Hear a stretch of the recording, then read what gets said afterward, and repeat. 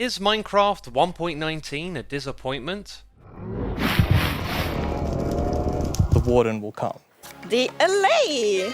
Wow! We're just completely surrounded in the mangrove swamp. It's just mangroves as far as the eye can see. Yes, the fireflies!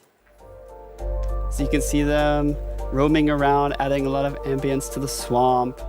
If you were to take a look in the various places of discussion around this community, either the Minecraft Reddit, Twitter threads with the developers, or a YouTuber like myself's comment section, you may notice there is a rather vivid dissatisfaction being expressed towards this so-called wild update. Now, not to be dismissive, there is a phenomena known as the vocal minority, a loud yet small group of individuals who stand out among a crowd. When not everyone is talking, how do we know who agrees with them who are shouting the loudest? In terms of Minecraft's simply massive audience of millions upon millions of players, it would be truly impossible to discern the exact amount of players who share these feelings. But I can offer you my subjective experience. As a YouTuber who makes coverage videos of all the snapshots, pre-releases and other updates, I've noticed a rather large uptick in comments from unhappy players. Now, my videos alone do not speak for the community as a whole, but I have seen the same trend on Twitter and on Reddit too. Now, not everyone will agree with my assessment of this situation, and that's okay. We all have our opinions and perspectives. And personally, I don't feel the need to complain. After all, I've owned this game for over 10 years, all the updates have been free, and although they've varied in quality over time, overall I think the game has gone in a decent direction. Our art team is just so amazing. It's such a beautiful concept art. And as you can see here, the atmosphere is really different from the birch forest. So what's wrong with Minecraft 1.19? We're getting a horror-like experience through the Warden and ancient cities, a new mob that can pick up items and bring them to us. A gorgeous mangrove swamp biome has been added with frogs and tadpoles, and a whole bunch of new redstone mechanics through the sculk sensor and vibration system. And the cherry on top, new light sources and building blocks, mud bricks, frog lamps and mangrove wood will be a delight to get creative with in this update. So what is the problem? The community always asks for biomes, blocks, mobs and more, and we've got them in this update, so why the dissatisfaction? Well, let me give you my take on the situation. First of all, we have presentations of the updates at Minecraft Live or previously Minecon. We get to see a preview of what the next update will be. This obviously builds up hype and gets us excited for the next big update. But what failed over the last couple of events is not being able to deliver on these promises. What Mojang need to understand is what they share will be seen as promises to the average player, and not delivering can be tolerated, but we've now had a few fumbles in a row.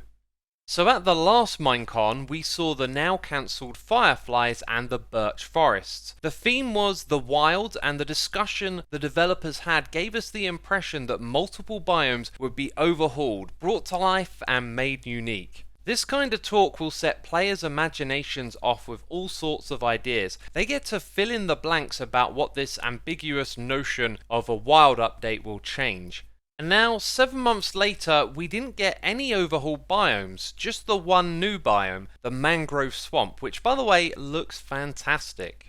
In creating an open-ended promise and failing to deliver, I think Mojang have made the situation worse by shrugging off the lack of a birch forest in this update by saying concept art doesn't count as a commitment. This is a disservice to the community. It puts the onus on the players' expectations and doesn't take responsibility for whatever reasons led them to not pursue the changes.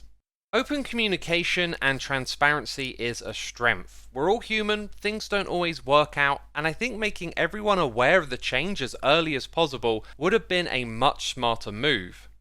And this all comes off the back of a huge and difficult update that got split into two halves, and this has led to 1.19 being jokingly referred to as Caves and Cliffs Part 3, given that the Warden and Deep Dark didn't quite make it into Part 2. It seems that Minecraft is going through some growing pains. Key features have been delayed, archaeology has seemingly disappeared, and bundles can't be included for parity reasons, as they can't get them to work on Pocket Edition. What also feeds into this dissatisfaction are the mob votes. Presenting a community with unfinished prototypes that they can inject their own expectations into is a recipe for disappointment. The mob you dreamed of will always be better than the reality of the one you didn't vote for, and with the community being relatively split on what to vote for, you will create more losers than winners, and those who win may then change their mind when they see the final product.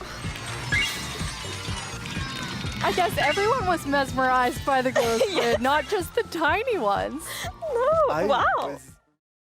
Since Microsoft took over the game's development, there has been plenty of positives to talk about, but it seems that the game's open development has been leveraged to keep Minecraft relevant. The release of updates seems to roughly hit key holidays, aiming for around 2 a year, before the summer break and then Christmas holiday. Along with this, the Minecraft Live update reveals and the mob or biome votes seemed geared towards creating hype and community discussion. In other words, to get the community talking about the game again, which brings back old players and entices new ones too. This certainly started off well. The update Aquatic, Village and Pillage, Buzzy Bees and Nether update all well received, but then the development couldn't keep pace with the promises, and half of the content of this update was originally planned to be out a year ago. Now, none of this criticism is aimed at any individuals within Mojang or Microsoft. The reality is, I know very little about what it's like to work for these companies or develop this game. It's all too easy to imagine that game development is simple, but this is a game originally built by an amateur programmer in Java, which is not the first choice for writing games. And over the years, its codebase has undergone many changes. Along with this, the game is also maintained for multiple platforms, Pocket Edition, Bedrock, and other various consoles, with an aim for parity across all editions. It must be quite the task to coordinate development across so many teams of programmers. But anyways, that is just my perspective on this issue, one that I hope will be useful, and that's why I have a simple proposal. I think that moving forward, for the time being, it may just be a good idea to scale back the promises and update reveals at Minecraft Live and other events. Just develop the next update quietly and internally. Keep things under wrap and show us what's next when it's far closer to being complete. Rolling out a big snapshot out of the blue, full of new features to explore and get excited about, might even create more hype than the current method does, which would hopefully appease any promotional strategy goals over at Microsoft. It would also give the community no room for false expectations. They would be able to simply experience what's next hands-on, left with no unfulfilled promises. And as I said, just for the time being, this doesn't have to be the new strategy, but I think it's probably what's needed next. And as for the fireflies, the frogs don't have to eat them, right?